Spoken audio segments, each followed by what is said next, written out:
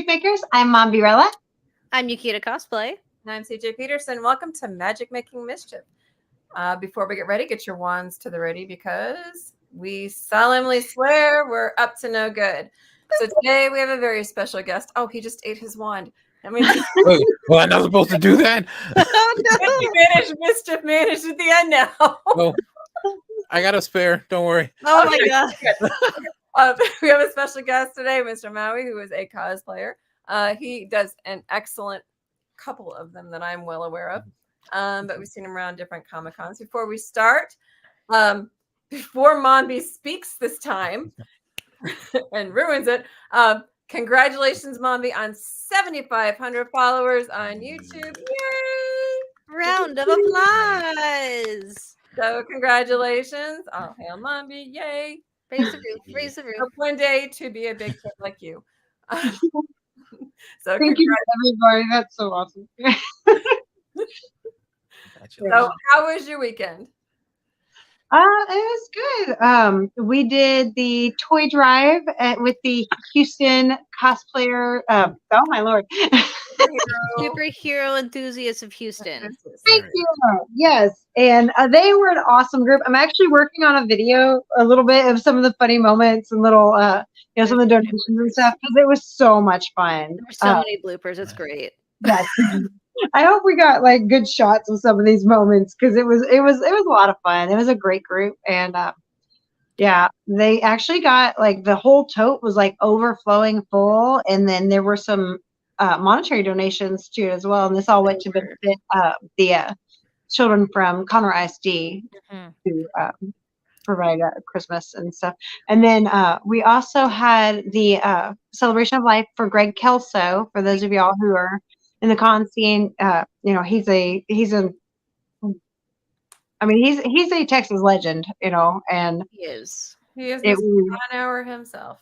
Yes, it was a beautiful the genre of Con Hour. He sure did, and we were just looking to follow in his footsteps. He's inspired so many of us, me being one of them, obviously, and it was a beautiful gathering. Like there was a wonderful group of people. Definitely recognized a lot of familiar faces. Yep. I love that they encouraged people to cosplay for it because he would have really loved that, and that was nice. And I actually did speak. I broke down at the end, but I did actually speak because a few of us did. There was a lot of heartfelt words. His mom started off, and it was hard. She goes, "Does anyone else want to speak?" And she'd given his story and all this. And it was so beautiful, and everybody just kind of stood there for a minute, like. That was really good. Like, how do you top that, though? I don't want to. No, he's touched. You never know the lives that you touch, and he's touched all of us one way or another. And So definitely brought us to whoever we are today. And like I said, he's Mr. Con Hour himself. I was one of the hosts for the Con Hour before we came over here, and yeah, actually, he's one of the reasons why I actually help run Comic-Cons. Well, and actually, ironically, I was talking with somebody during that, and I said, we wouldn't have started this podcast if he hadn't given us his blessing and just said, you really, I needed help. And I was like, can I still CJ? I don't want to make you mad. But he's like, actually, that's a great idea. Why don't y'all start a podcast on top of, her helping you out with your vlog stuff and everything and the events. And it was perfect. Like everything. I mean, like he was a godsend in so many levels. He helped me figure out my focus too. That was amazing. he encouraged my cosplay. He was the reason why I decided to full on commit to cosplaying Dolores, and then by him I met Adasa. Right. Oh my gosh, that was God, unforgettable. I'm very happy. Amy, who was still with the Con Hour up until the end of that said that they're going to continue with the Tri-City Con. It might change the name and the location might change, but they're going to try to continue with his dream, of having the convention. And my suggestion was actually, I believe that Kelso Con had a really good sound to it. So I think it does. It does. There's something about alliteration that does it for me. It sounds good together. And, if they're going to keep it in his honor, she said they're going to try to do it every year. And so I just thought that would be that's a beautiful tribute to him right there too. So definitely something we'll keep our ears open to find out the details as it comes by, comes up and everything. But Awesome. Nikita, how was yours? Oh my goodness. I drug her with me. That's a scary way to start it, but okay. No, like Of course. this weekend was just a roller coaster of like crazy goodness. Yeah. Like not only with helping out that charity, but like seeing the amount of people whose lives had been touched, and not just touched, but like embraced by Greg. Like I'm not a cryy person, and definitely not in public, but like I was choking up a little bit. 'Cause, couldn't help myself a tiny bit. But just there's a lot that happened this weekend, but it was a lot of good. And that's the best part about it. It was a lot of good. Good. Nice. Well, unfortunately for us, it was a bit of a haul, so we weren't able to make it this weekend on either case of either one of your help. We would have loved to have been to both. But no, we're still unpacking. Still unpacking. You're gonna be doing that for a year. It's gonna be great. No, we're probably about 80% done now. Oh, can't relate. I grew up Army brat. We moved like all the time, and so no, this is probably the longest it's been since the entire house hasn't been done within like 2 or 3 weeks. Oh wow. Yeah, no, this is like a long time for me, and it's driving me nuts. Yeah, definitely can't relate. It's taken me 2 years, and I'm still not done unpacking. No, 2 I hate years. boxes. They're gone. Yeah, Why so long? because we have a far trek and we work full time. Ah, makes sense. So, Yeah. Well, today's guest is, we're calling him Maui. Yes. His cosplay name. Like I said, it is a great. I can't pronounce it. Moana. Yeah. Oh my gosh. Oh, when I saw you as Maui at Anime Houston Yeah. last time, I came out and I was just like, whoa. Okay, hold on. Where's my I was like, where's the cameras? No, we'll get all the cameras now. You guys Yeah. saw his ad for his thing that I made today. His Maui is right in the front of it, and it's incredible. Like hands perfect. It's kind of like if you did Dasa. It's like you would kind of put the two together and be like, oh. Can't tell the difference. Can't tell the difference. Yeah. Did very well. So, Yeah. can you tell us about what cosplays that you do besides Maui?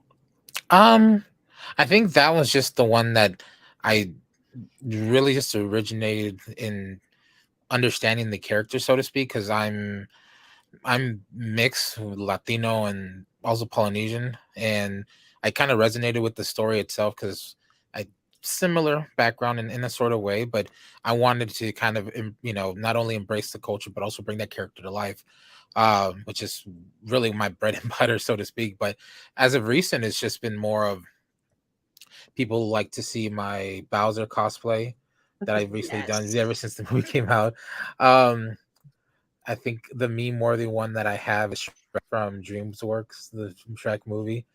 And I think kind of the not necessarily well known, but the one that it's the most like wow eye opening is the King Shark one I did for DC Suicide Squad. And so I think those would be the ones that are kind of the defines me as a cosplayer, I guess. Nice. Yeah. So, what made you want to do it? So growing up, I was a performer. I did a lot of music and choir.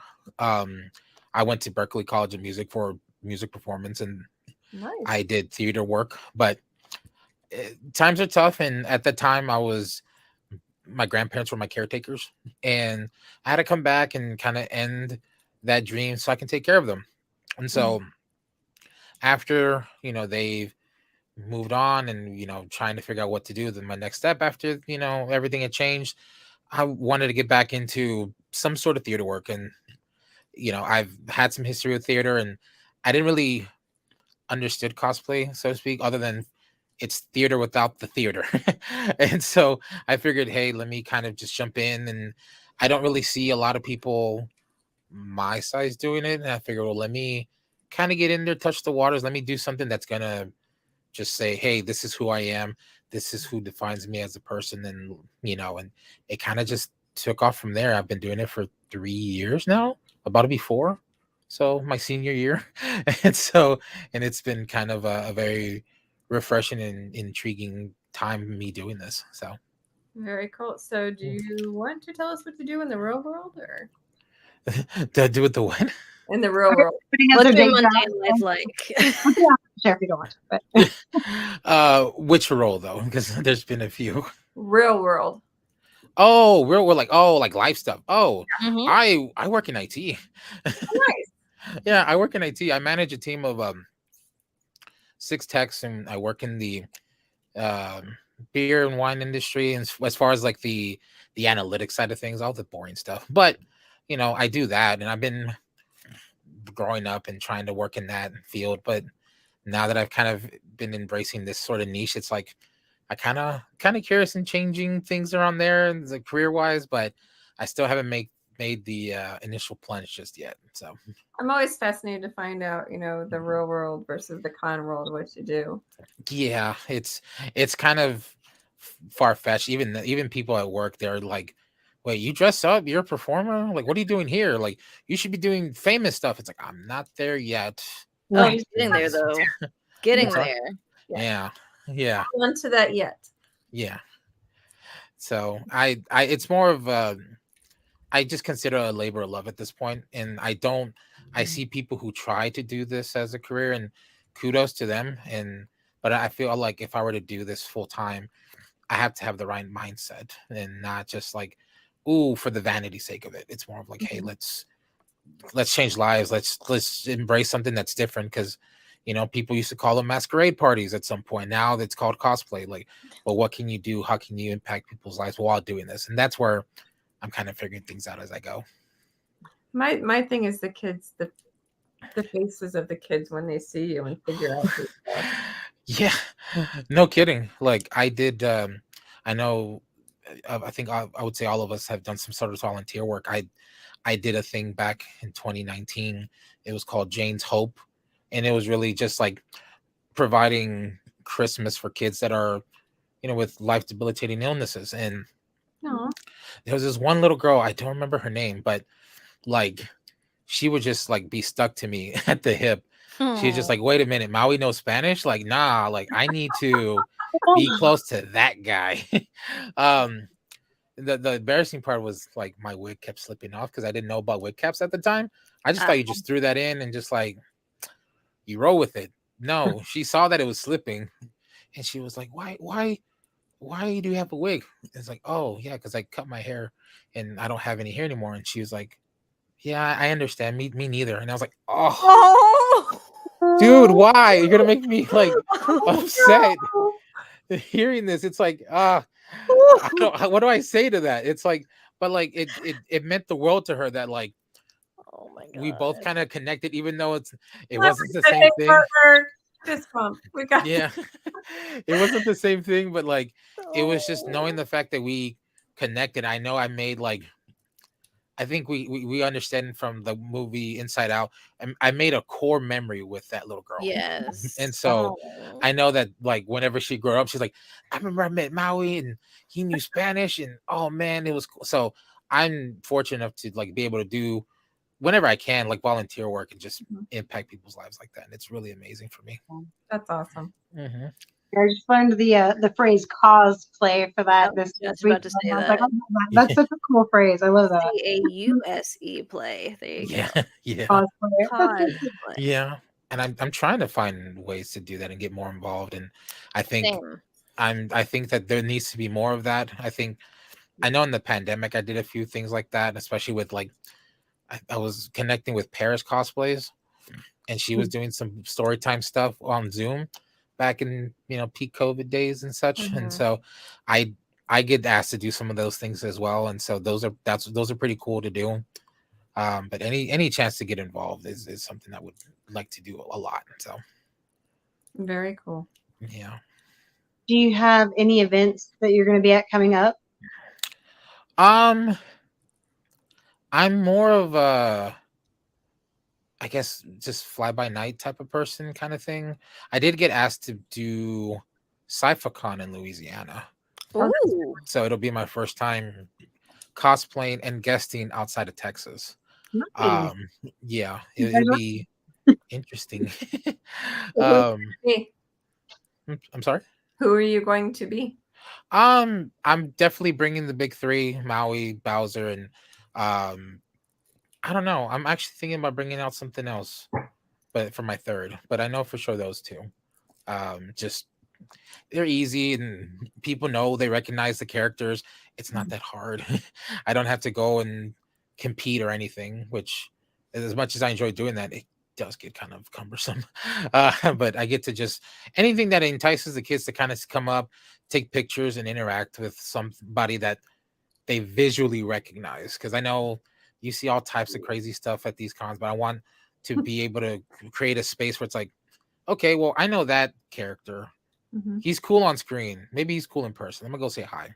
Right. So yeah, Yeah, the But for Cybertron guys are really neat. yeah. I like them a lot. Thank you. So that's what's next for you?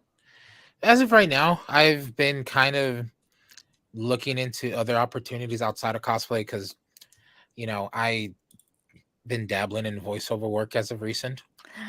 Just I used to do, I used to do music and theater, and I think, I kind of came into this because I was dealing with a lot of social anxiety after taking care of my grandparents for oh gosh, like 15 years, I think it was. Wow. And you get so, I guess like the best word is you get so complacent in doing those things that I didn't really get to do things outside of that. And it made me become a very mindful and selfless person, which I feel like when you volunteer and you do this as a hobby with kids, it's great because you don't want to go in there with the bad attitude. But I think now with everything that's going on, I want to make sure that I'm showcasing all of my talents. And so I've been kind of doing a little bit of auditioning for small indie things. I did get accepted into Audible's recording platform, so I can start applying for books and reading for Audible. Oh, So that's so cool. How did yeah, that? yeah, and I've been told I have a pretty wide range voice, and I think that just comes from singing and all madrigals and choruses and such. And so I want to take the platform that I've built from doing stuff that I enjoy and just build something from it that's not just solely cosplay, because I feel like I want to showcase more. And yeah, I think that's where I'm currently looking at it as of right now. So Very cool. yeah. So you guys met at, you said Houston Comic Con? Anime Houston. Yeah. And Well, actually, Yukita already had met y'all. Y'all had met, right? Like, because you were. How did y'all meet? Honestly, it's been what feels like so long ago that I kind of Yeah. don't remember specifically which one. I just remember meeting you as Maui. Yeah, that could have been like, yeah. I think it might have been a Comic Palooza or Probably. Anime Matsuri or something like that. It's like you see a Disney character, you gotta kind of come up to a Disney character. Yeah. It's just the thing that you do. And stuff. I think it was Comic Palooza because the first time me going to Matsuri was last year. Oh, okay. Yeah. Actually, I have not been to that one yet. Okay. I go to Comic Palooza every year because that was my first Comic Con to go to in 2019, and that's how we Right. felt about Comic Cons. that's a big one to go to, is your first. But we did end up being in the same circle of friends, though. Yeah. Yep. Yeah. And we just been kind of hitting it off every time we see each other in person and stuff, and just kind of connecting like as if we were friends for years. So Pretty much. honestly.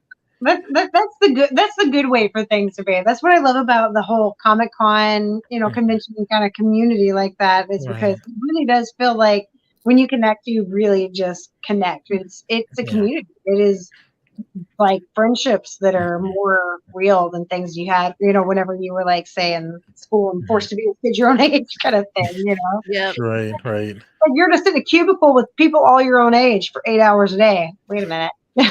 And that's how you're going to make friends. No, that's not how that works. it's definitely a very welcoming camaraderie, especially when you hang around with like-minded individuals. And I know with every con scene, there's like you have different types of unique cosplayers and how they communicate and kind of collaborate. But it's always nice to like at its core sense just like connect and like, hey, we are both nerdy for one specific thing, and that's crafting and making dreams into reality. And I think at its core sense, it's very nice to connect with people that enjoy the same things that you do, Of and course. to be able to show it off. It's like watching Bringing going fun live into the world. people. Yeah. So It's like when y'all did the cosplay contest, I noticed y'all all matched at Anime Houston. Like, and I've seen you at a couple ones. Like, do y'all plan that out before? Yeah, I think I just mentioned what my lineup was, and I think everyone just kind of followed suit at that point. That was the first for me. I didn't think that was going to happen. But yeah, we I think at that case we were communicating in internal chat of like what we're doing for that day, and everyone's like, hey, let's just do a Mario character, let's just go in and just have fun with it. And yeah, it kind of works out, and it kind of we definitely got a lot of looks and people asking for photos and stuff. And Of course. yeah, so it kind of works out, and it makes the con look good because it's like you're there for a reason.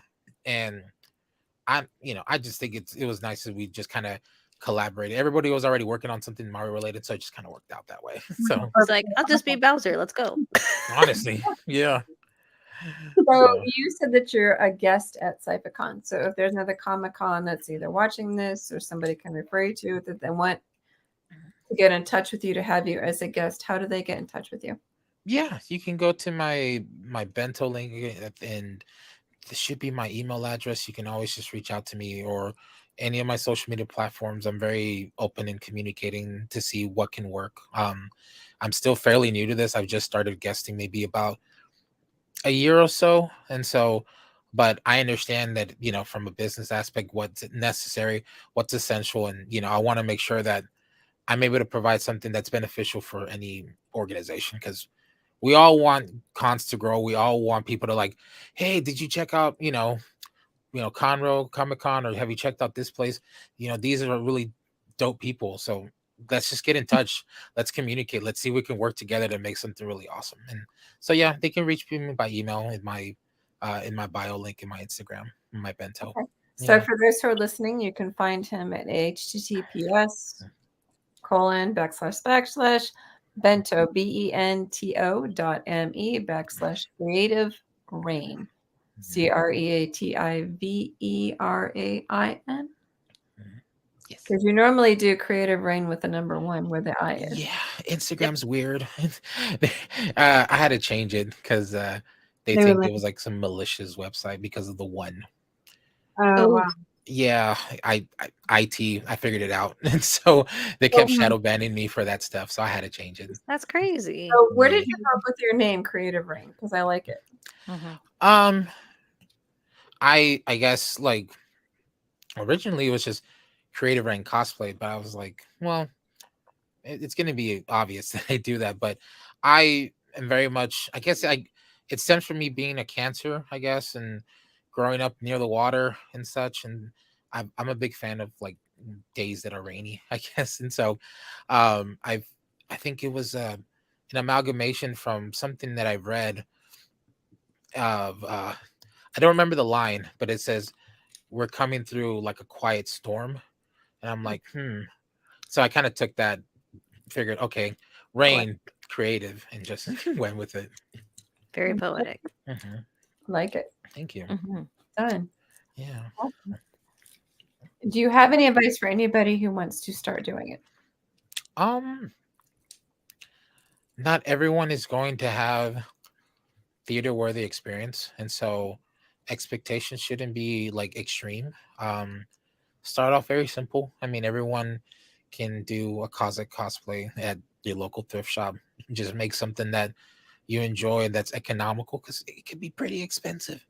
Like the King Shark alone, which I recently upgraded, so that way I can see. I wasn't able to see in that thing. Oh my goodness. Yeah, it was just I have to have a handler, but now I actually installed like a camera so I can see. Oh with a, snap! yeah, with a monitor inside, so I'm able to use my electronics know-how. Hold on, that's actually really cool. Yeah, Fancy. you know, yeah, because I don't want to bump into people. Like that's what happened at Palooza when I debuted it. It was like, oh yeah, on your left. Like where's left? I don't know. That way, My Yeah. left, your left. that way on the Sage screen. left, exactly. But like doing those kinds of updates can be kind of expensive. So like just start off small. There's, I know recently like there's, been a surge of cosplay. So like getting things are cheap. You can always go to like, thrift shops to find stuff that you could piece together. Amazon's a good, surplus. There's definitely a lot of Facebook groups of people just selling stuff that they've already kind of exhausted. And then once you have an itch to like want to build things, there's so many different like channels and websites to kind of learn how to how do you build foam, or like how do you craft things with foam, how do you start sewing and things like that. And I started from watching other people, and I kind of grew my repertoire of just doing those things. And so but I would just say just start off small, simple. Like don't go off the rails like I did when I first built Maui, and I built my hook that was probably like 7 feet tall because I was aiming for the stars. But just keep it simple, Yeah. Very cool. Yeah. Ooh, also about HGX. How did it feel to be on TV? Oh, dude, man. What? That was yeah. Yeah, we're talking about it. Wow. Yeah. Yeah. So the showrunner for HGX, his name's Ludger. He has a lot of experience with lighting companies, and he sells homes, and so was his wheelhouse. But when he invited me and a few others to be guests, he saw that I had like a knack for wanting to do more, because I was like, hey, let's do marketing, let's do this and that. And he saw that I was passionate into trying to build this brand new con from up in from the ground. And he was like, well, we're gonna do this thing at Good Day Houston, you want to be a part of it? I was like, Huh. yeah. Like I was excited, but I was just kind of slightly nervous because it's like you're in front of all of Houston and they see you dressing up as a Bowser character. Like, that's slightly intimidating. For a good but cause. yeah. There you go. But it was a really cool experience. I got to meet the host of that show. It was definitely nerve-wracking because I had all of Houston looking at me. But the other side of the coin was, I think there was some kind of national emergency that came up. So like not everybody saw me when it first was released. So they had to rebroadcast it, and everyone was like, hey, they gave me a lot of kudos and stuff. And but you couldn't tell, but I was definitely anxious just being on camera. I got cotton mouth and everything. But I just faked it. I was like, no, dude, like I'm not gonna embarrass myself on TV.